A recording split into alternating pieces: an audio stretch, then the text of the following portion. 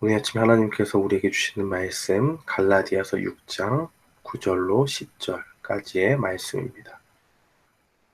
신약 성경 갈라디아서 6장 9절로 10절까지의 말씀.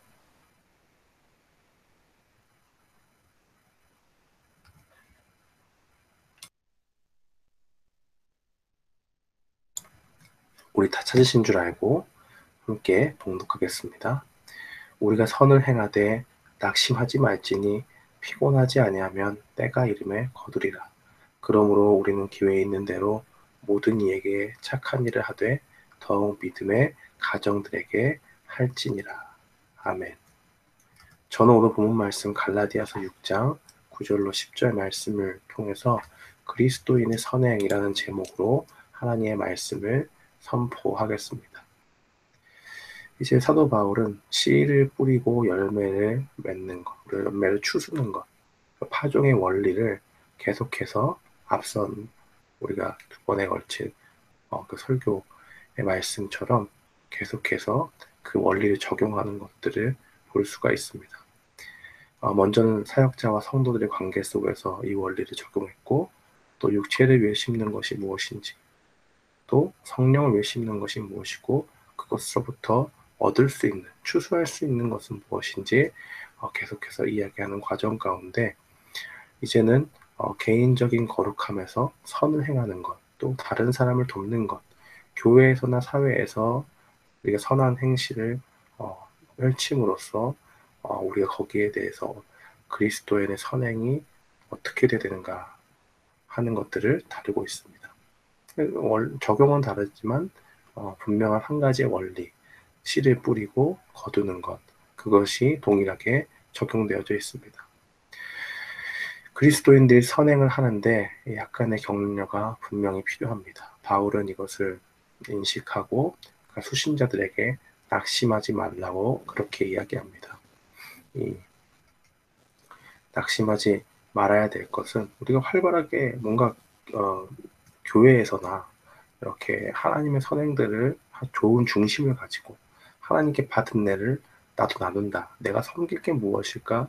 라고 생각하고 교회에서나 어디서나 그러한 중심을 가지고 섬기는 일은 기본적으로 우리를 지치게 하는 일이 될 수도 있습니다. 사실 교회에서 아무 걱정 없이 이러한 뭐 지침이 없이 하는 것은 제일 좋은 거는 딱 예배 드리고 가면 돼요. 아무것도 안 하면 됩니다. 그러면 지치고 힘든 일이 좀 덜 해요.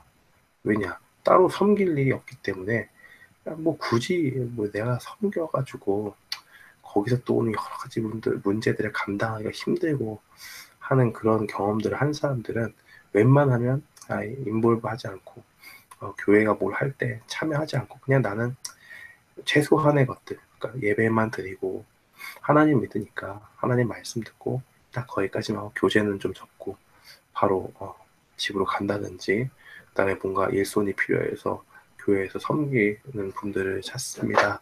자원하실 분들 자원하십시오라고 이야기할 때 그런 것들 안 하잖아요. 왜 안 하냐? 자신이 해보니까 쉽지가 않거든요. 그 선한 동기를 가지고 선한 열심을 가지고 내가 이렇게 이렇게 해서 교회를 좀 섬겨야겠다라고 했는데 거기서 오는 것들이 뭐예요?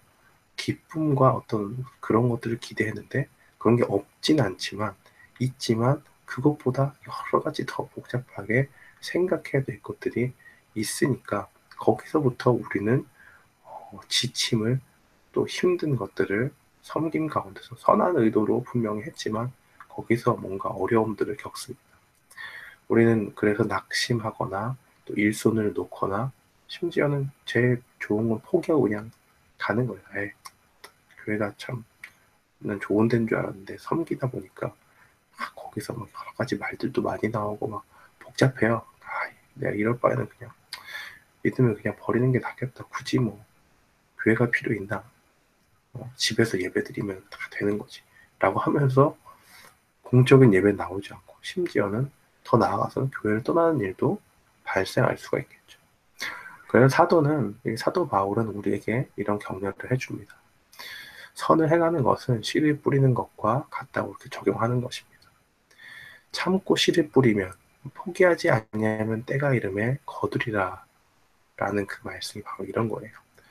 농부가 씨를 뿌리는 일에 지쳐가지고 오늘 뭐 해가 너무 많이 비친다든지 야 이거 이렇게 뿌려가지고 언제 열매 맺나 하고 그냥 반 정도만 해야겠다. 저 여기 뭐 다 말고 그냥 내가 할 수 있는 만큼은 조금만 해야겠다. 이거 너무 힘들다.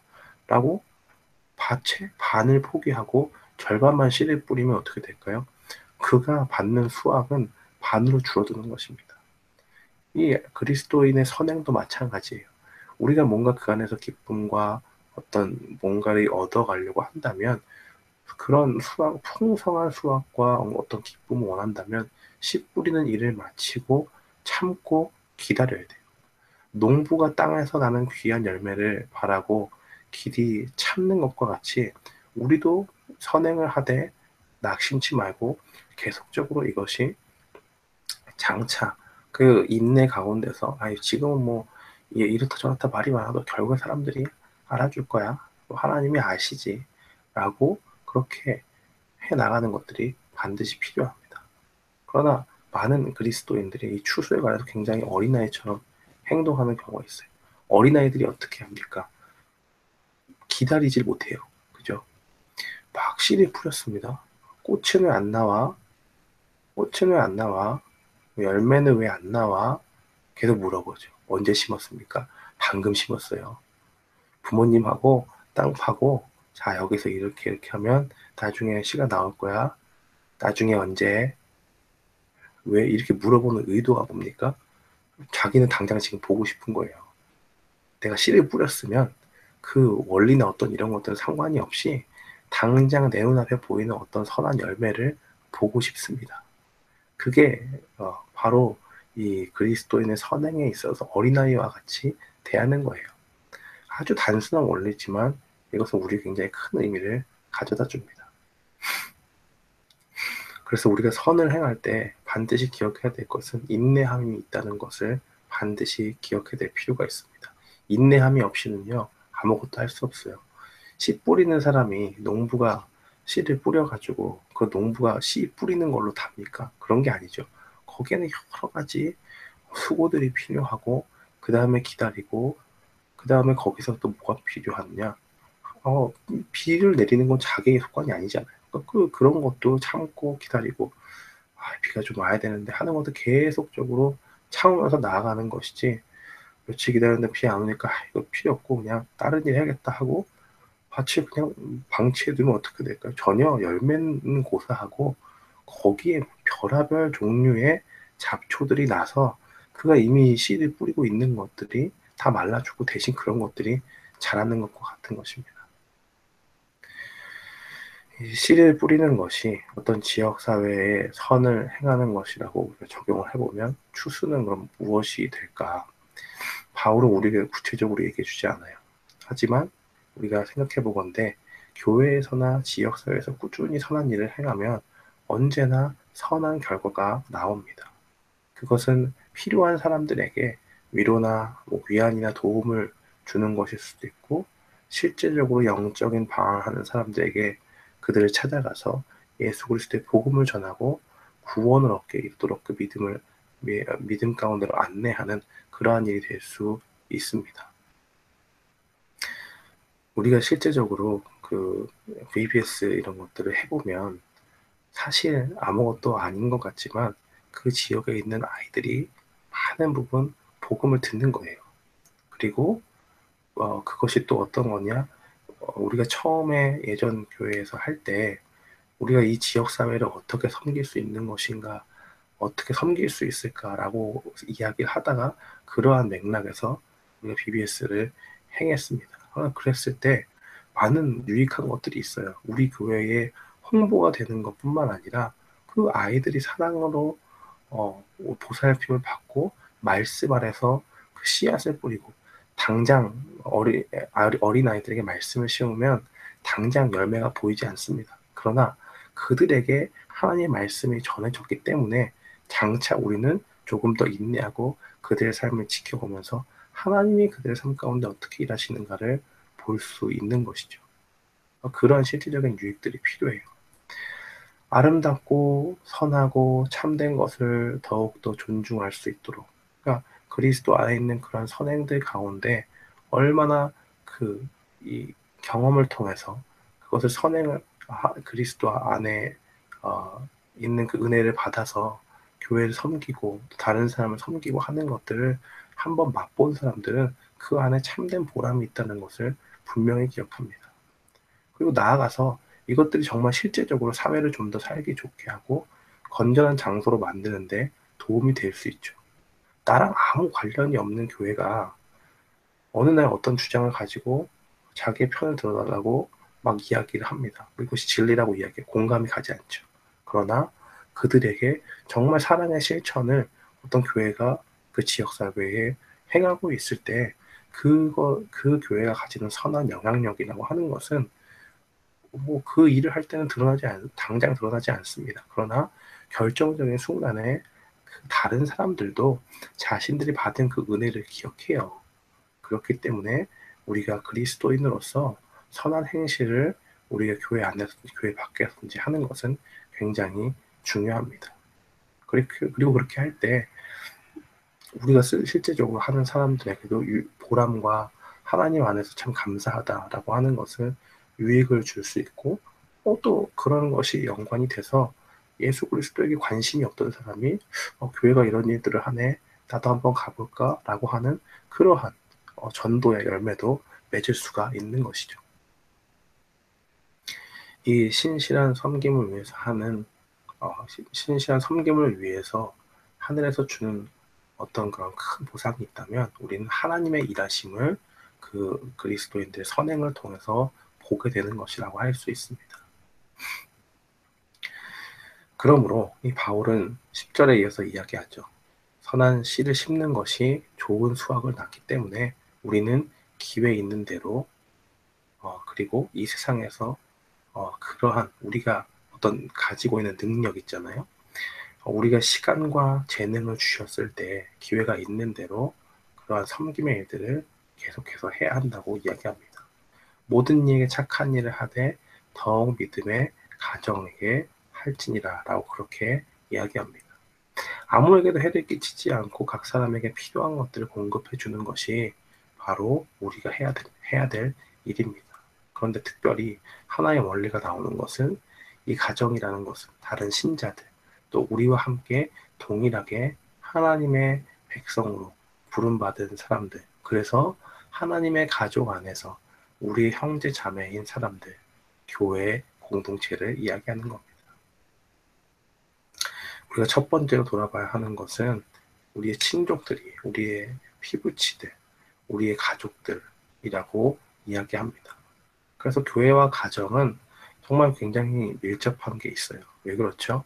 우리가 영적으로 하나의 공동체가 된 것은 무엇이냐? 예수 그리스도의 피로 우리가 하나님께 동일한 은혜를 받고 하나님의 자녀로 부르심 받았기 때문에 우리가 교회 공동체가 바로 하나님의 교회인과 동시에 하나님 안에서 하나 된 가족으로 볼 수 있는 것입니다.